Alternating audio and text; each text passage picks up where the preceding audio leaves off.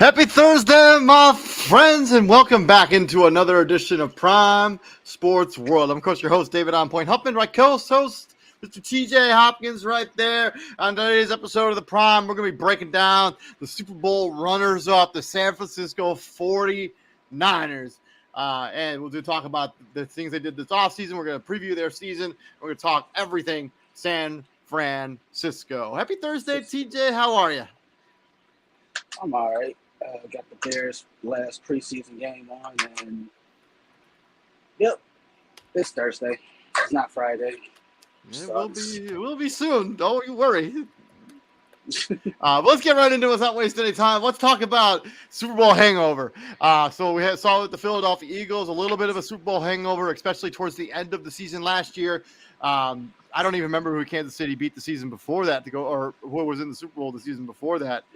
Tampa Bay, they beat the Chiefs. They didn't have a Super Bowl hangover. They went back and won another Super Bowl. But let's talk about the Super Bowl hangover.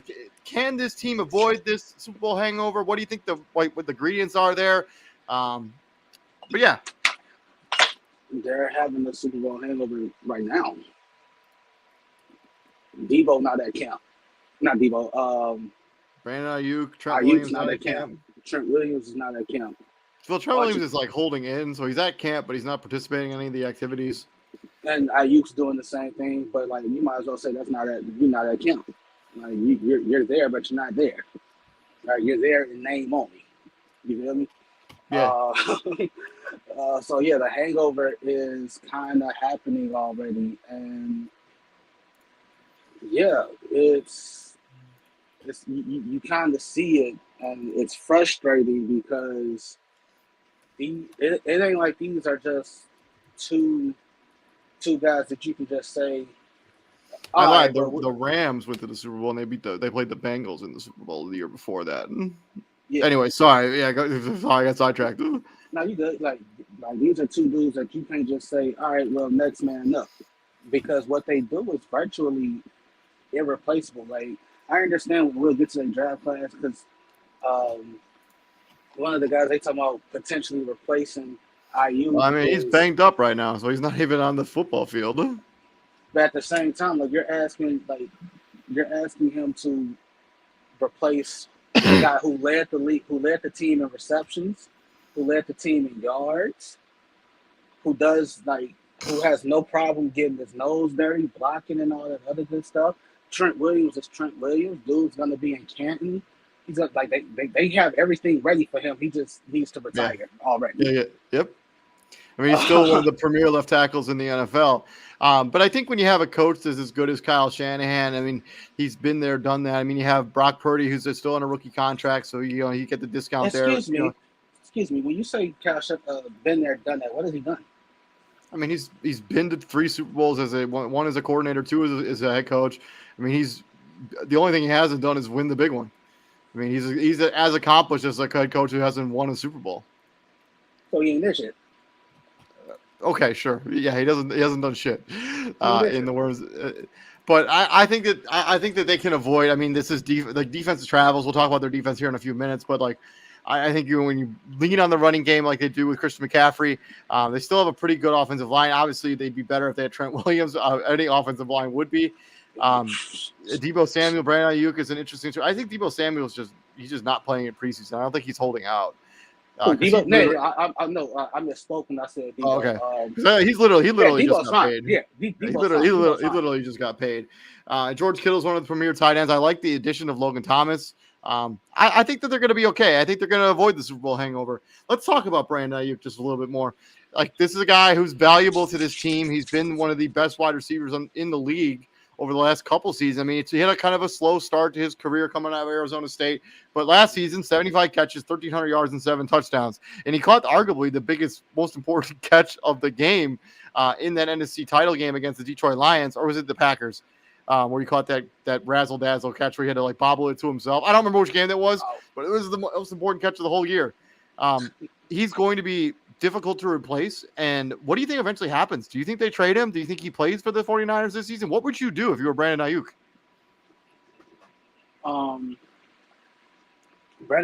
So obviously when every receiver now that has a name And what I mean by that is every receiver that is a quote unquote big deal for their team, like they're looking at the big three. They're basing their contract off the big three, and so far, only one of the big three has gotten paid.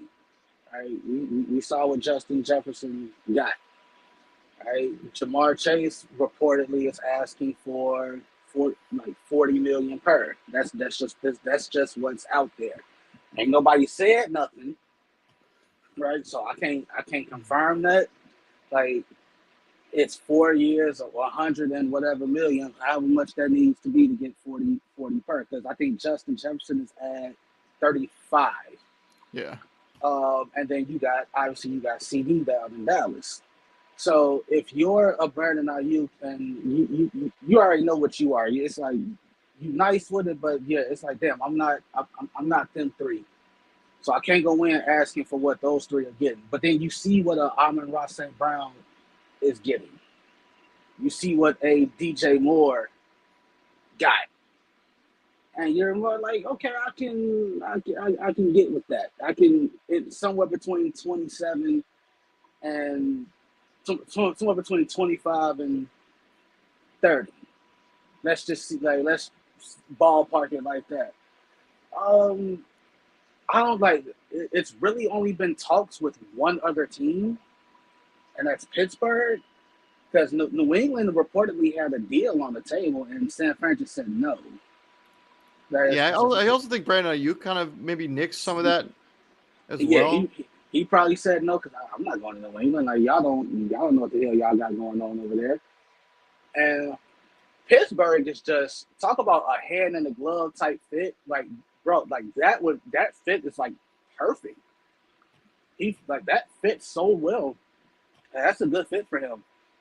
But I think if I'm Brandon Ayuk, I understand that I want to get paid, but like if I'm getting traded to the New England Patriots, I'm not crazy about going there. I'm not that's why he crazy. said no.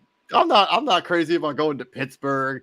I think if like the best opportunity for him to actually win football games was to go to Cleveland. I guess he nixed that deal as well. I personally, He didn't nix that. Cleveland had just traded for Jerry Judy. Like it makes no sense. but Cleveland was still in the conversation up until like a couple of weeks ago. Yeah, But I'm almost to the point where I'm a little tired of the Brandon Ayuk conversation. Like just trade him or not, I don't really care at this point. But I do not think they will trade him. I think that they're going to be like, you know what, we're going to call your bluff. We'll just figure it out if you don't want to play. But like we're not trading you. We need you. Like we give you the best opportunity to win the Super Bowl, and yeah, sure you want to get paid, but like maybe we'll talk about it in the offseason. I mean, I'm looking at your questions here, and I think the wrong question is being asked. Like it should be like no question. Like the Kyle Shanahan question should be asked. okay. That conversation needs to be talked about because I mean, we could just skip the defense. We could just straight up talk about Kyle. I mean, the defense is going to stay elite. End of conversation. Let's talk about Kyle Shanahan. Is this a make or break season for Kyle Shanahan? Yes or no? Absolutely.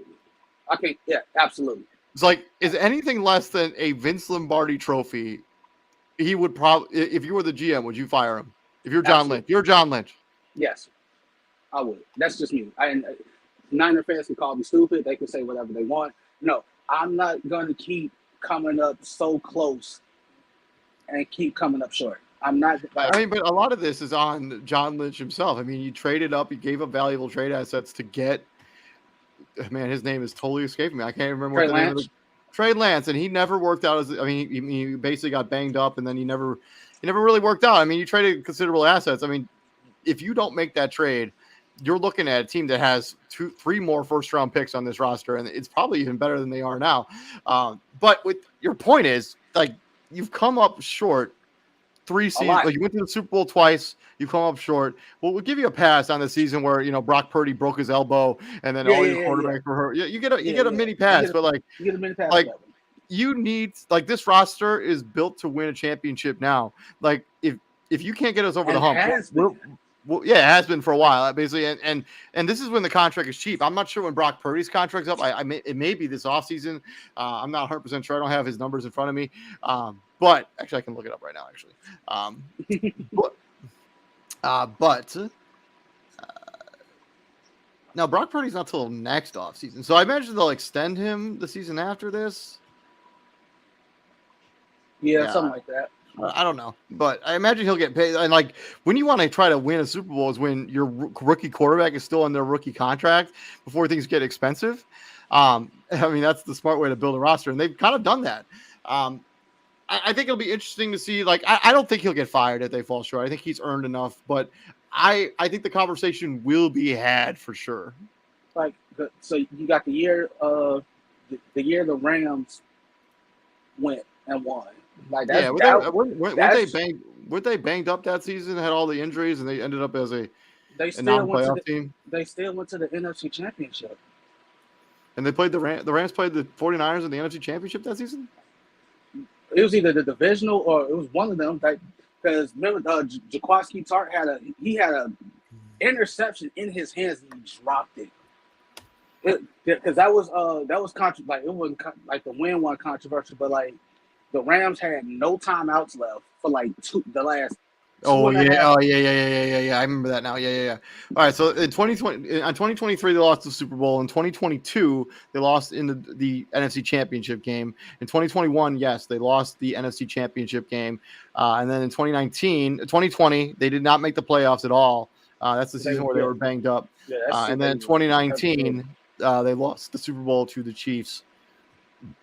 And then Kyle Shanahan, his first two seasons as the head coach of the team, they went 6-10 and 4-10, and then it wasn't until 2019 that they finally went they went from 4-10 to 13-3 in one season. Pretty quick turnaround.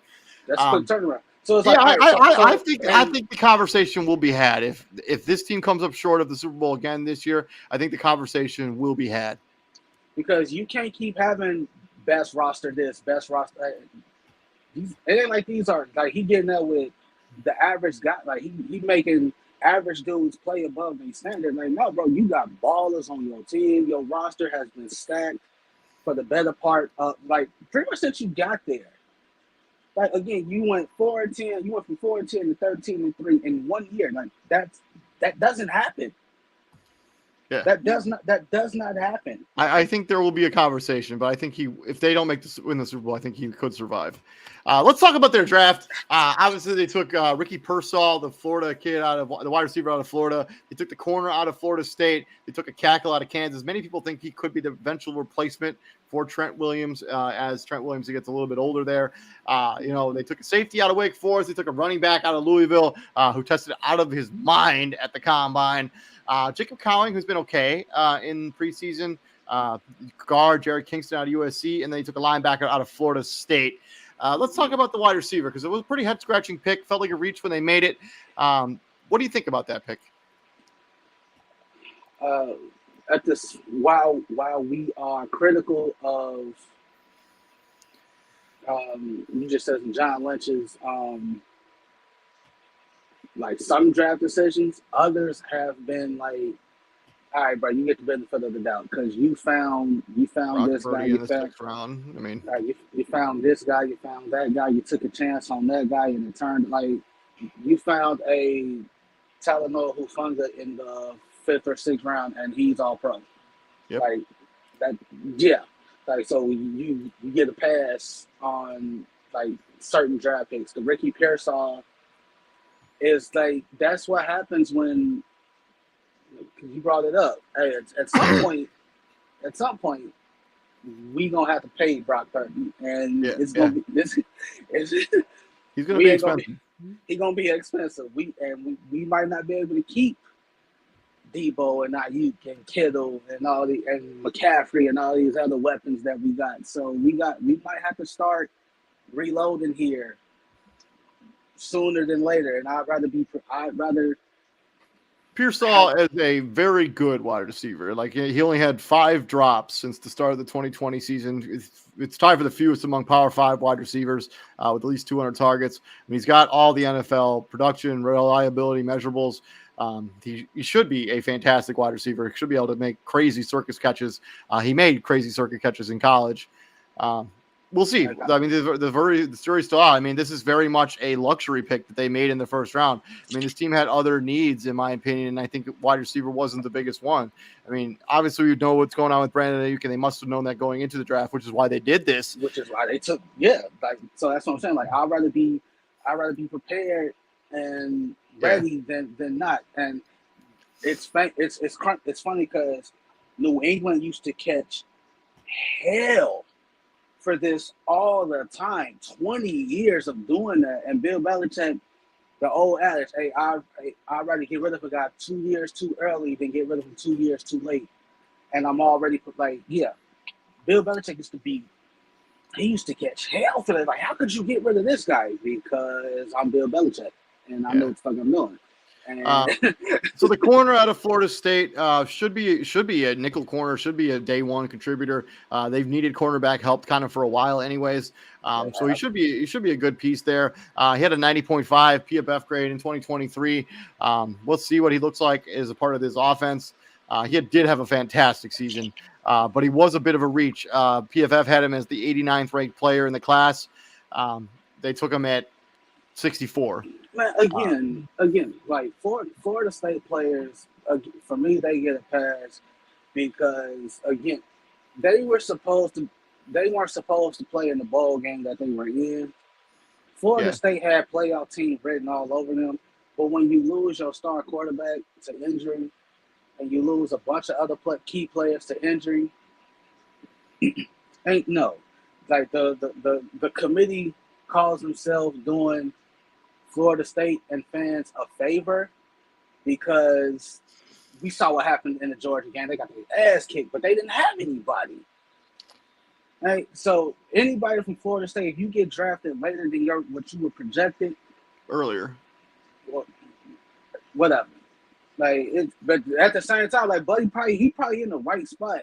But PFF looking at what happened is like, you probably. I mean, he had a pretty good high grade from PFF as a corner.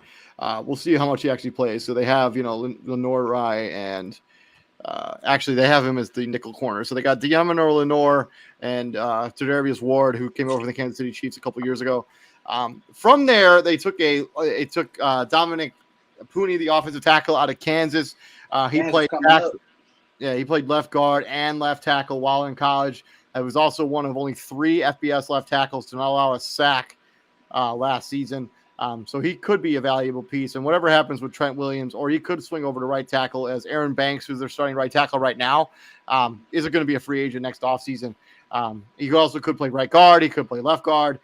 He just gives them versatility that they don't currently have on their roster, and should be almost a day one contributor, either at left tackle or right guard or somewhere on their offensive line. Yeah, it depends on what they put in. Yeah. The running back or the safety out of Wake Forest, they've had pretty good luck with safeties. They've had pretty good luck. He only allowed 1 touchdown and 304 coverage snaps in 2023. The running back, Isaiah Guerrero, I'm not sure how to pronounce that. I'm probably butchering the hell out of it. But they needed some depth at running back. He tested out of his mind at the combine. So he is going to be a valuable piece. But 4.33 in the 40, just had crazy numbers at the combine. And then they took the wide receiver out of Arizona, 4.38 in the 40. Should be a burner. He's 5'8", 168 pounds, a little bit smaller. He probably could use being kick returns as well. Let's see what he looks like in the offense. They took Jared Kingston, a guard out of USC. I don't know a lot about him, but he should be a valuable role player. And then they took a linebacker. He should be a role player. Well, USC is not coming off the best. Obviously, we know that USC is not coming off the best year. Caleb Williams got hit a lot. Yeah, Kingston allowed 17 quarterback pressures and 1 sack in just 464 passing blocks this most recent season. It was not a good year for USC linemen this past season. Because the year before it was like the flip side, right? Like the defense couldn't stop a nosebleed. And this year it was kind of like both. Like the offense could do what they did, but the defense still couldn't stop nobody. Because the year before, the year Caleb Williams won the Heisman, they went 9-3. Yeah, yeah, and they And lost to Utah in the Pac-12 title game. I think so. And then they get Tulane runs them out the Yeah. the stadium in their ball game. Tulane ran for damn near 300 yards. And then the linebacker out of Florida State, Tatum Bethune, Trey Greenlaw is coming off of that torn Achilles, so he's just another depth piece. I don't know how much he's actually going to play. Probably a special teamer at the next level in the NFL. I'm not crazy about their draft as a whole. I think it's probably a B- draft in my opinion. Well, you said what it was at the top. They've been at the position of luxury picks for a handful of years now. So that's pretty much what they are. Everybody outside of Ricky Pierce, I think Pearsall makes the roster. Green makes the roster. Garendo makes the roster. Cooney and I'm gonna say Mustafa. I think those guys are gonna be like they gonna. I think those guys are going to be contributors next season. Yeah, absolutely. We'll see what happens with Jacob Coney, the other guard out of USC, and the linebacker. But from there, let's talk about roster shakeup when it comes to free agency. Obviously, they got big-time names leaving out the door. Eric Armstead, Chase Young, Javon Kinlaw, and Sam Darnold. They bring in Malik Collins, who's kind of bounced around the league the last couple seasons. Devondre Campbell comes over from the Green Bay Packers. Yurcher Gross-Matos comes over from the Carolina Panthers. And they bring in Leonard Floyd, comes over from the Buffalo Bills, who is familiar with this scheme that they run. They also brought in some other guys. They lost Randy Gregory, but I don't know how much of a loss that is, given his status going on, whatever's going on in Tampa. Bro, he didn't even show up. Yeah, so Tracy Walker, a safety. They signed. He signed a contract with them, and he didn't even show up. Like, that's crazy to me. They brought in Rocky Sin. They brought Sam Darnold. They brought in Tracy Walker, safety out of from the Lions. They brought in Josh Dobbs to be the backup quarterback, who's, the Pastronauts look good so far in the preseason, at least running the football a little bit. They brought back in Matthew Breida, who's a shifty, quick running back. But I'm not really all that concerned about the players that they lost. Eric Armstead, I think, hasn't lived up to his draft. Chase Young was there for one season. He was okay for them last year, but just nothing special. Sam Darnold, we don't care. Pasternaut's probably an upgrade over Sam Darnold. Javon Kinlaw hasn't really panned out as a first-round pick. I'd like Devondre Campbell kind of as that Dre Greenlaw replacement if he's going to miss the entire season, which is probably what's going to happen. You're Leonard Floyd, you're just Gross-Matos. You can get pressure on the quarterback. That can be that other guy on the other side of Nick Bosa. Malik Collins is just a plug-and-play defensive tackle. I'm not as concerned about the guys they lost. That's interesting. I've always wondered how other teams, because we look at teams with those premier edge rushers, right? Myles Garrett in Cleveland, T.J. Watt in Pittsburgh, San Fran with a Nick Bosa, up in Detroit with a Aiden Hutchinson, the Bears when they had Khalil Mack.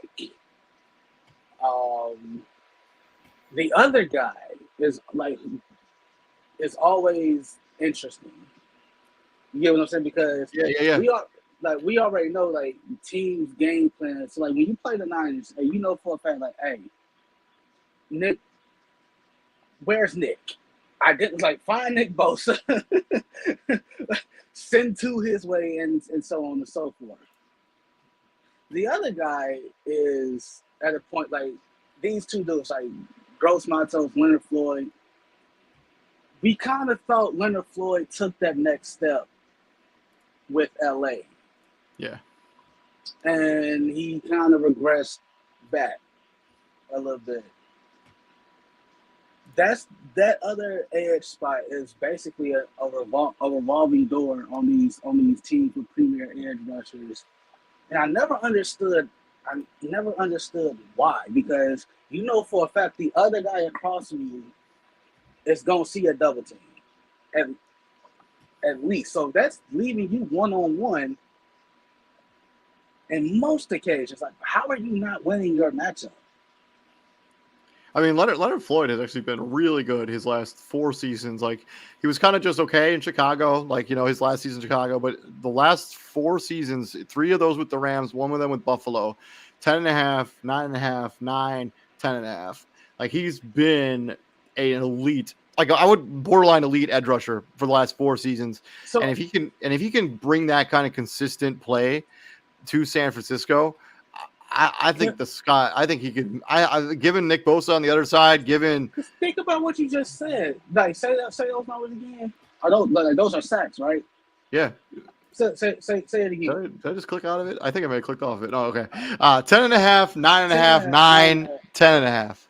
Like, how are you not finding a permanent home? Well, I don't know. These are like you getting a 1 year deal. I mean, he signed only One, a 1 year deal here, so like, how are you not getting a permanent home? I mean, maybe he just likes being a kind of a mercenary. Like he'll just go to wherever he thinks he can win a Super Bowl. I mean, he went to Buffalo thinking he could win a Super Bowl. He went to the Los Angeles Rams and won a Super Bowl. So, Like that is insane. but Like, I mean, I think Leonard Floyd's an upgrade over Javon Kinlaw, who basically gave you nothing as a first round pick. Chase Young was abysmal at times. You couldn't even really play him in the playoffs last year. Questions about his effort. There was never questions about Leonard Floyd's effort. And Yurdos Gross Matos, yeah, he hasn't really panned out. He was a first or second round pick. He's just been just okay as a pro in the NFL. Yeah, second round pick. I mean, he has 4.5 sacks at Carolina, 2.5, 3.5, 2.5. And that's with Brian Burns on the other side. You think you can get same thing, bro? It's like you think you getting Brian Burns some help, and it's like it's like I'm out here by myself still. Like, bro. Yeah, so we'll see. I mean, those guys are going to be solid. I actually like how they shook up this roster. I'm gonna give this a solid B plus. Yeah, no problem with that. To the schedule and how things are going to shake out for San Francisco, Los Angeles. I think we did the floor for. Oh man, there's all kind of jacked up there. I'll have to fix that in a second. But let's talk about the floor first before we get to the ceiling. Because I think we did the ceiling. Actually, let's do the ceiling. That's a little more interesting, I think. Okay, ceiling. Yeah. All right, so this is ceiling. Trent Williams is back. Yes. The Ayuk's not traded. All your key guys: Purdy, Kittle, Ayuk, Debo, CMC. Who am I missing? Am I missing anybody? No. Vaga, Dre Greenlaw returns at some point. No. Yeah. The other guy on offense, the one that would have been Super Bowl MVP had they won. Why is his name escaping me? Juwan Johnson. Yeah, he should be healthy. Yeah, Juwan. All those dudes. See, like that's a perfect example. Back to the edge conversation. Juwan Johnson shows up, and it's like, damn, it's Debo, it's Kittle, it's Ayuk, it's McCaffrey, and then Juwan Johnson's like, hey, I'm the one killing y'all. I'm the one slicing y'all. Like y'all so preoccupied with stopping this guy, and it's just like, yeah, I'm gonna do what I do. But that's taking advantage of your position. Anyway, those guys, everybody stay healthy. Those guys in. Looking at the schedules, 14-3. I got 14-3 first. I think 14-3 is legitimately possible. The only losses I have them taking is at Green Bay, at Buffalo, and then at the Rams early in the year. I think they redeemed themselves against Kansas City. I think they beat Dallas, which is I think that'll be a tough game given the state whatever Dallas is going to be like.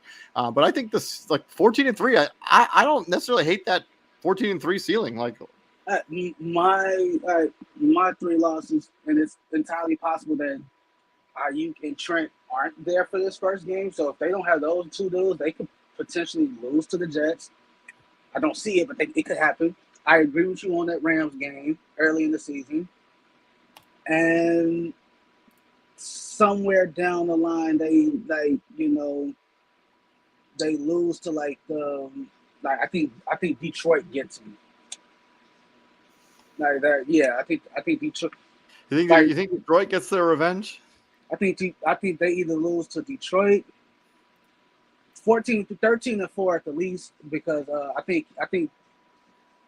Kansas City has been their boogeyman for whatever fucking reason. Yeah. So like I can see them losing to the Jets first game if they don't have Ayuk and Trent Williams. They lose to the Rams. But I can wholeheartedly see them beating the Jets still. But legit, they lose to the Rams, they lose to the Chiefs. That first game of that first Rams matchup, they lose to the Chiefs. They lose to Detroit at the end, and then I can see that L in Green Bay or that L in Tampa. I think Tampa sneak. I think Tampa can sneak in and get them. So is that the floor? Are we on the other side on the floor? Yeah, that's the ceiling's still 13. Like the ceiling's 13-4, 14-3. I'm going 14-3 as my seeding. On the other side of the coin, I think there are games that they could easily lose. I'm not going to predict them to lose to the Jets on week 1. I think Trent Williams and Brandon Ayuk will both be back for that game. But I could see a scenario where the Rams, they get beat by the Rams in SoFi. They lose to Kansas City. They lose to Dallas. They go to Tampa and they lose that game. And I think they could lose both Green Bay and Buffalo. And then I think they win the rest of their games the rest of the way out. So what? I would say 11-6, 11-6 or 10-7, something like that. Yeah. Because I think this is at the very worst, at the very weakest point, this is a wild card team. They play in a pretty tough division. I expect Arizona to be a little bit better this season. I mean, I don't expect them to win that many games, but I think they're going to be a tough out. Seattle, I think. I still expect them. I'm sorry to catch you. I still expect them to sweep Seattle. Me too. And Arizona. Yeah, me too. Arizona. But I don't think those games will be walks in the park by any means either. Oh, by no means will those games be walking. I hope they're not. You hope they ain't. Yeah. But I mean, the very worst. I mean, we're talking 10-7. We're talking 11-6. I think when it's realistic, I think it's probably more like 12-5. Like they probably do better than what they did last season. What were they 13-4 last season or 12-5? Something like that. I don't really remember. But again, at the same time, like bro, y'all keep winning 12, 13, 14 games and keep coming up short. It gets old. Like I don't like again, you and the Boston Celtics are the same situation. Stacked teams, great teams, coming up short. Constantly coming up short. And Boston finally broke through that glass ceiling and got that chip. That ever elusive chip. So do you think San Francisco gets the bugaboo off of them? Do they win the Super Bowl this season? I don't know, but they are white. How I felt about Boston, like bro, I don't care what y'all do in the regular season. I don't care. San Fran, I don't care what y'all do in the regular season. I really don't. Because come January, come late December, come January, I know y'all gonna be in the equation. Win the damn thing. The NFC Championship, don't care. Do not care. Go to the Super Bowl and win. We'll see what happens with San Francisco. Thank you very much for joining us. This has been our San Francisco 49ers season preview. And all the people like, you can't fire Kyle Shanahan. Why the hell not? Phil Jackson got fired. He did. Twice. It's true. Bill Parcells got fired. Touchdown.